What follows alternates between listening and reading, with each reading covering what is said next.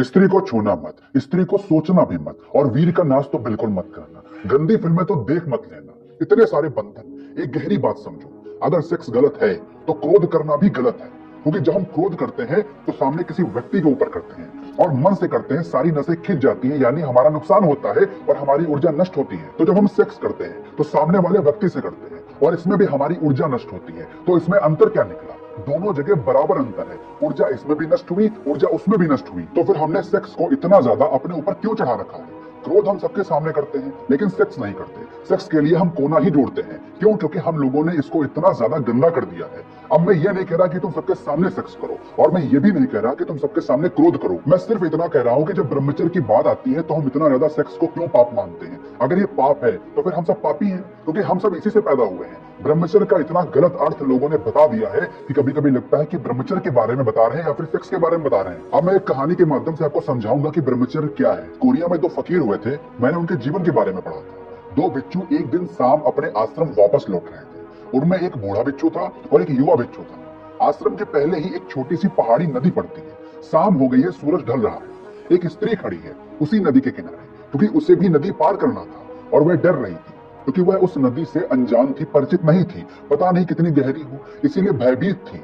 वह बूढ़ा बिच्छू आगे आगे जा रहा था और उसको समझ में आ गया था कि वह स्त्री नदी पार करने के लिए किसी का सहारा चाहती है। उस बूढ़े बिच्छू का मन हुआ कि हाथ का सहारा देकर उसे नदी पार करवा दे, और जैसे ही उसने ये सोचा, उसके प्राण कांप गए, उसकी नस नस में बिजली दौड़ने लगी, क्योंकि 30 वर्षों से उसने स्त्री को नहीं छुआ था। फिर अचानक उसने अपने मन को समझाया कि कैसी गंदी पाप की बात सोची मैंने। मुझे क्या मतलब कोई नदी पार हो या ना हो, मुझे क्या प्रयोजन है? मैं अपना ब्रह्मचर्य क्यों नष्ट करूं? अपनी साधना क्यों बिगाड़ूं? इतनी कीमती 30 वर्ष की साधना इस लड़के पर लगा दूं?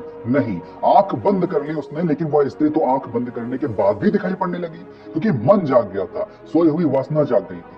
अब वह बिच्छू उस स्त्री को देख रहा था। अब एक ड्रीम, एक सपना शुरू हो गया था। उसका एक मन कहता कि यह तो बड़ी बुरी बात है कि किसी असहाय स्त्री को सहारा ना दो। फिर तत्काल उसका दूसरा मन कहता कि यह सब बेईमानी है, अपने को धोखा देने की तरकीब है, यह सेवा नहीं है, तुम स्त्री को छूना चाहते हो। अब वो स्त्री सामने खड़ी उस बेचारी को पता भी नहीं कि साधु किस मुसीबत में पड़ गया है। वो अपने रास्ते पर खड़ी है। तभी साधु को ख्याल आया कि पीछे उसका जवान साधु कहाँ है। लौट कर उसने देखा कि उसको सचेत कर दे कि वह कहीं उस पर दया करने की भूल में न पड़ जाए, लेकिन लौट कर देखा तो भूल हो चुकी थी। वह जवान बिच्छू उस औरत को कंधे पर लिए नदी पार कर रहा था। यह देखकर आग लग गई उस बूढ़े साधु को, और फिर उसका एक मन कहता कि अच्छा होता अगर मैं उसे अपने कंधे पर उठाए होता। फिर उसके दूसरे मन ने कहा, ये क्या पागलपन की बात है, मैं और उस औरत को कंधे पर ले सकता हूँ, 30 साल की साधना नष्ट करूंगा। लेकिन वह दूसरा बिच्छू लिए आ रहा है, और उस बूढ़े बिच्छू ने सोचा, आज जाकर गुरु को कहूंगा कि यह योग भ्रष्ट हो गया है, पतित हो गया है, इसे निकालो आश्रम के बाहर। अब उस जवान बिच्छू ने उस स्त्री को किनारे पर छोड़ दिया और अपने रास्ते चल पड़ा। फिर वे दोनों चलते रहे, लेकिन बूढ़े ने कोई बात न की।